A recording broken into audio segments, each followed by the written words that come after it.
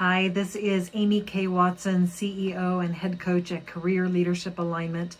And I wanted to follow up my other video that is about this curve. I drew the sine wave. I don't know if you remember. If you haven't seen that one, maybe just leave a comment here and I'll link you to it. But we have this curve that helps us to understand what's happening when we experience change. And very briefly, when we experience a change at the beginning, there's this emotional downslope that we experience that's characterized by perhaps fear, perhaps anger, perhaps despair. And then there's a sense of it kind of bottoming out or even leveling off. And then we have the upslope, which is more characterized by rational thought and a lot of hard work. And when we come out the other side, we're better off, much better off for having done all of that work. But it's really painful on the slope down.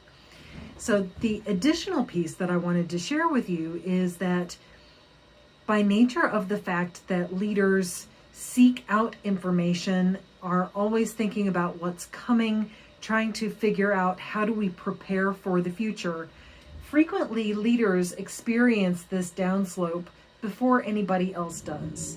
And then after they go through their own midnight of the soul, then they start working on the rational thought and hard work piece. And, well, they're leaders, so there are people following, right?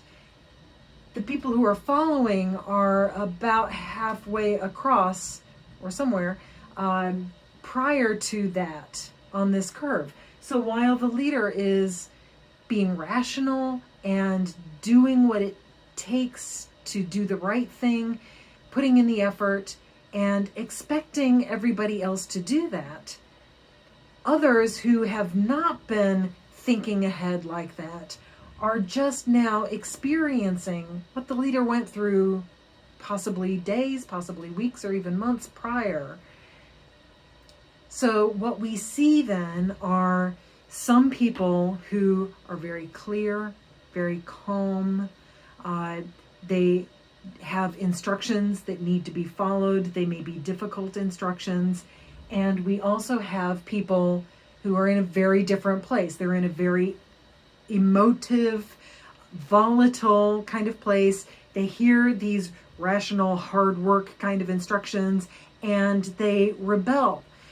And what's really going on there is that these folks who are on the downward spot or on the downward slope are avoiding, they're distancing. They're doing that in order to protect themselves because they don't know what to expect. And they're not ready to think rationally. They're not ready to put in that hard work, even though there are leaders who know, we need you to do the hard work. Actually now, not when you're ready to do it. So it's very, very difficult for the folks who are on this downward slope finally, who have not been capable of thinking that far ahead, and they're just now experiencing this. So maybe they're acting like, you know what, I'm just not even going to pay attention to this.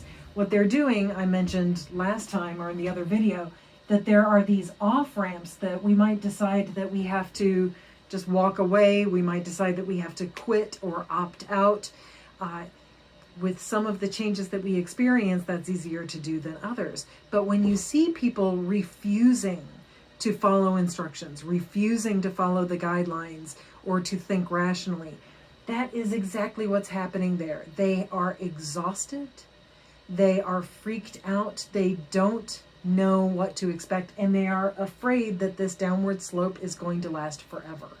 So the best way they can think of to not be on that downward slope forever is to just quit, to say, I'm just not going to do that. I'm not going to even play this game. I'm not going to be part of that world. One of the best things that we can do to help people who might be experiencing that, who might be opting out, is not to tell them that they're wrong or that they're stupid or anything like that, but rather to affirm their innocence, affirm their desire to take care of themselves, and reassure them that that downward slope is not going to last forever. You will get to the bottom. There is a bottom. You will feel the ground under your feet again. And it's okay. We are all in this together, and we're all figuring it out together, and we're here to support each other.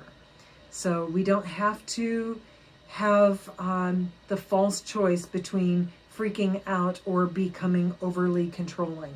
We can, actually being overly controlling is just another form of freaking out. But what we can do is we can be present with one another when somebody is on that downward slope. Reassure them that it's not going to be like this forever. You're going to get to the bottom. And then when they are ready, when they are starting to feel like, okay, now I'm at the bottom, then they can start to think rationally and work their way out. But they're not going to be able to do that before they're ready to. It's kind of a cliche, but it is very much in keeping with this, the idea that you have to get to the bottom before you can start to work your way up. So thank you for tuning in. I so appreciate you. I appreciate your leadership, and I thank you for doing what it takes to help us figure this out together. All right, bye.